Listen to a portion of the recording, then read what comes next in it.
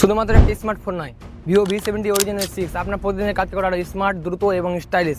চলুন ভিডিও দেরি না করে শুরু করা যাক। হাই, আমি অভিজিৎ, আমি একজন ভিভো ব্র্যান্ড অ্যাডভাইজার। আপনাদের সামনে আজকে নতুন একটা ভিডিও নিয়ে চলে এসেছি। আজকে ভিডিওটা হবে ভিভো V70।